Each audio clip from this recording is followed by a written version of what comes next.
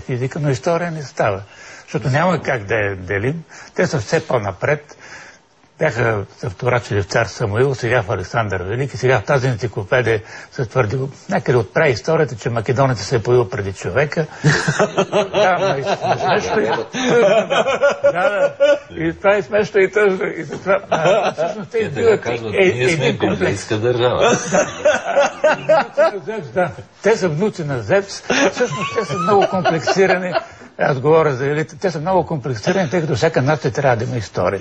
Аз се казвам, добре, вашата история започва пред Тито, след Втората световна война. Това си е вашата история. Не пипайте за нашата история, защото не може да се разберем. Няма как да се разберем. Добре, изход какъв? Има ли изобщо? Сега, много важно е обаче, сега като ги говорим тези неща, да не оставяме впечатлението, че ние имаме така едно несериозно като че ли отношение към тази държава. Напротив, българската политика винаги се е стремила, независимо колко последователно, но аз мисля, че се е стремила да има една линия на поведение към Македония и тя е, как да я кажа, България да не става част от проблемите на Македония. Значи ние така да общуваме с Македония, така да работим с Македония, че да не ставаме повод все пак те да проблематизират нашите отношения. Това, за което всъщност говорим. Как да стане това? Това обаче става с активна политика от наша страна към Македония във всички сфери. Не с пасивна, не с гледане те какво правят и с коментиране на тяхното правене. Значи ние трябва да инициираме и сами да предлагаме от сферата на образованието, културата, ето дори историята и общи неща, до икономиката, инфраструктурни проекти. Значи, ако те не могат да построят, например, железопътната линия до България, което е един проблем вече 100 години, нали, няма железница от Скопие до София, нека ние да построим. Нека България да се бръкне, да извади пари, да вложи и да направим тази железница, за да видят хората в... У нас влаковете горят, какво да им построим? Просто... Значи, ние, ако искаме да бъдем държава с авторитет, ние трябва да имаме изобщо не само политика към Македония, ние трябва да знаем, че България може да бъде важна държава само в своя регион. Ние не можем да бъдем държава, която ще оправя целия свят и навсякъде да бъдем добре приети със своя концепция. Ние сме част от проблемите на Македония и тук ние сме в региона и в този регион България трябва да бъде, как да кажа, важна държава. В какъв смисъл сме част от проблемите на Македония? Но ние не трябва да допускаме да се превръщаме в част от проблемите на Македония, трябва да бъдем ключът, чрез който Македония може да си реши проблемите. Македония има 3 проблема в момента. Още повече, че ние сме европейската държава в региона. Също, значи, не говорим като бивш посланник в момента, говорим за това, което е реалното. Значи, има проблем с Гърция за името, има проблем с България. Какъв е проблемът с България? Значи, последните проблеми, това е легитимността. За пръв път Омо Илинден на митинга в Страсбург, когато македонците заведаха 200 човека от Благоевградско на екскурзия до Страсбург и им раздадаха в Скопие едни транспаранти да ги дигат пред Съвета на Европа, поискаха и малцинство.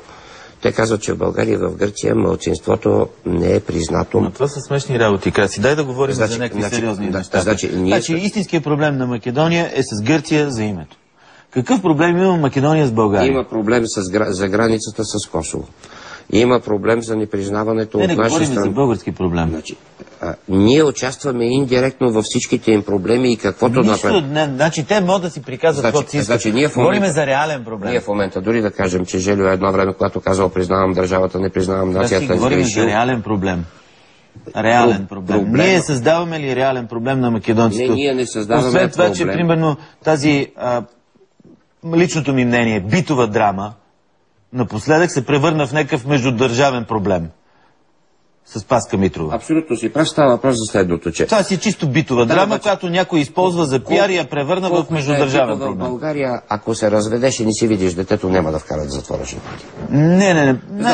Значи няма такъв подход. Да, при игра тук видяхме някакви други неща, да не влизаме, да. Но кажи ми какъв реален проблем има с нас. И защо нашата политика била импотентна? Какво трябва да се занимаваме ние с Македония изобщо? Не, говоря за следното. Че импотентна беше политиката на България в продължение от 1992 година, откакто ние през януари признахме Македония. Значи, импотентност на политиката означава, че ние нямаме активно присъствие. Веднъж. Къде да присъстваме активно? Ето също ти казва, че са направили вестници да вкарват, са се опитали... Да вкарват вестници. Вестници не се опита да вкара държавата, опита се ВМРО да вкарва. Държавата изобщо не е участвала в вкарването на вестници. Изобщо не е така.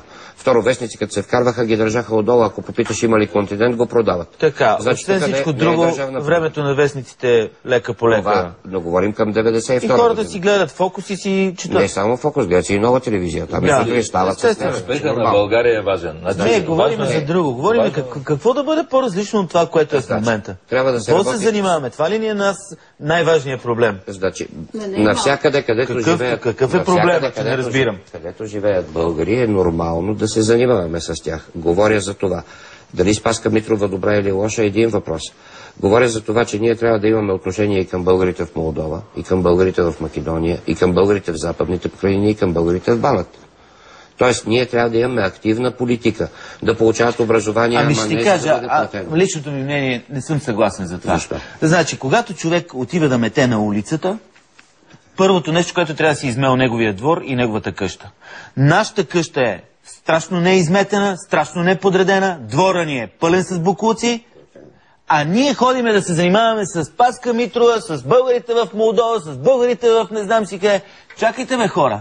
Дайте първо да оправиме къщата тук и като оправиме къщата, може да поканим и българите от Молдова, и Спаска Митрова, и всички останали. Защо искаш да се затвориш точно да разсъждаваш? Не искам да се затварям. Не искам да се затварям. Ама не смятам, че държавата е в момента в състояние да хвърля много големи усилия в тая посока. Да, съгласен съм. Трябва да се полагат усилия за всички българи по целия свят.